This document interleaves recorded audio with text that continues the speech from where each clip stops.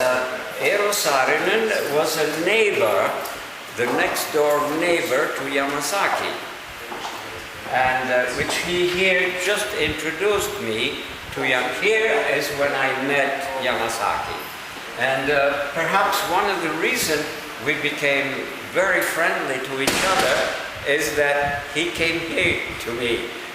I am small, he was smaller than I am. So we struck this wonderful friendship, but I had just been, few months before, I had just spent 16 days with Frank Lloyd Wright.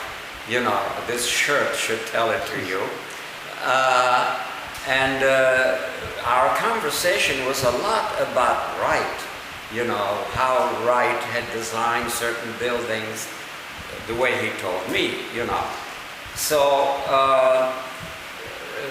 Wright was really what connected Yamasaki to Vaccaro. Wright was the common person that we had. Plus the fact that he liked Italy. He was an Italophile. That evening, the dinner was mostly Italian, you know. It's appropriate just to say here that you wrote a book about Frank Lloyd Wright, and yes. From those 16 days. Yes, I wrote a book of Frank Lloyd Wright. About those 16 days, what happened day by day, what he said, what we talked about, the buildings we talked about, his youth, the Chicago days, the Sullivan days. Architecture is an amazing thing. If I were not a photographer, I would be an architect because I love to build things. The only reason I am into photography is when I ask myself, all these other jobs, they're too slow. With photography, I can do so much, you know, cover the whole universe. So I went for that. And the relationship between these two men? Now, the reason why in that part of Michigan were many architects is because the car builders, they needed new buildings all the time. He had just finished that huge new General Motor area, those buildings, that staircase where the steps are held by wires. It's beautiful. I went up and down those staircases, you know. So that's why they live, many of them live there for that.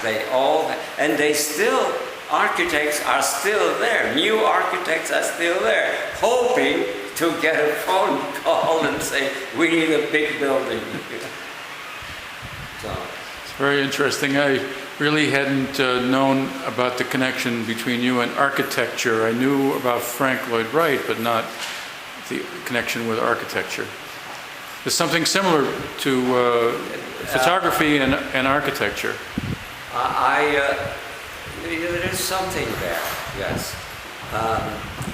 Of course, what led me to love architecture is that one of the first books I ever read in art was an Italian, perhaps the greatest Renaissance man. Oh, God knows when I get, I'll give you the name. Not Da Vinci. No, not Da Vinci, not Leonardo da Vinci, not Michelangelo, not Raphael. He was It'll come to you. So what is the essence of the man that you want to describe?